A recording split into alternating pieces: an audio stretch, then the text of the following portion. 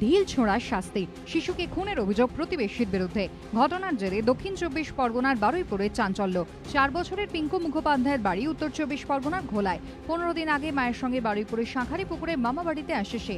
পরিবারের দাবি, কয়েকদিন আগে মামা বাড়িতে খেলতে খেলতে এক প্রতিবেশীর বাড়িতে ঢিল ছোঁড়ে পিঙ্কু। অভিযোগ, ঘটনার জেরে ৪ বছরের শিশুকে খুনের হুমকি দেন প্রতিবেশী শিশির ঘোষ।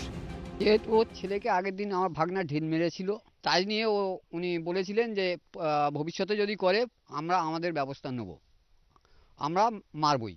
পাশে থেকে একজন আমাকে শাসাচ্ছে, বলে আপনার ছেলে আমার ছেলেকে ঢিল মেরেছে, ছেলে শাসন করো না তো মেরে দেবো আমরা।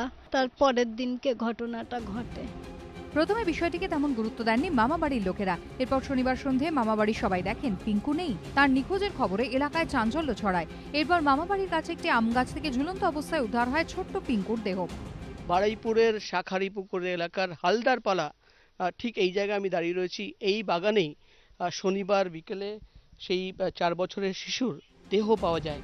পুলিশ সূত্রে খবর, ময়নাতদন্তের রিপোর্টে উল্লেখ, বিষক্রিয়ায় মৃত্যু হয়েছে শিশুর। প্রাথমিক তদন্তে পুলিশের অনুমান, বিষ খাইয়ে খুনের পর গাছে ঝুলিয়ে দেওয়া হয় দেহ। আমি এখানে দেখলাম বাচ্চারা সবাই মিলে আম পাড়ছিল, আম করার ২-১টা বাচ্চা এখানে গড়াচ্ছিল। এখানে একটা বাচ্চা ছেলে শিশু, তাকে চিনিও না, মুখটা ওদিকে করা অবস্থায় দাঁড়িয়ে আছে। দড়ি লাগানো ছিল। কি দাঁড়ানো অবস্থায় ছিল? দাঁড়ানো অবস্থায় ছিল, পায়ে জুতো অবস্থায়, পুরো স্ট্যান্ড সোজা হয়ে হেলান দেওয়া অবস্থায় দাঁড়িয়ে ছিল। পরিবারের অভিযোগের প্রেক্ষিতে প্রতিবেশী শিশির ঘোষকে গ্রেফতার করেছে পুলিশ। আমি আমার বাচ্চার যে আমার কোল শূন্য করেছে, আমি তাকে শাস্তি চাই। যদিও সব অভিযোগ অস্বীকার করেছেন দ্রুত প্রতিবেশী। আমাকে এমনি নিয়ে আসা হয়েছে, আমি কিছু করিনি।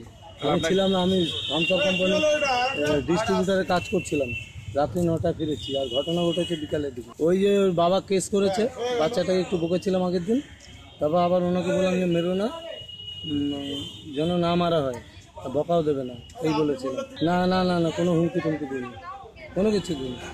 খুনের মামলা রুজু করে তদন্তে নেমেছে পুলিশ। এদিন অভিযুক্তকে আদালতে তোলা হলে ৬ দিনের পুলিশ হেফাজতে নির্দেশ দিয়েছেন বিচারক। পার্থপ্রতিম ঘোষ ও রঞ্জিত হালদারের রিপোর্ট, এবিপি আনন্দ।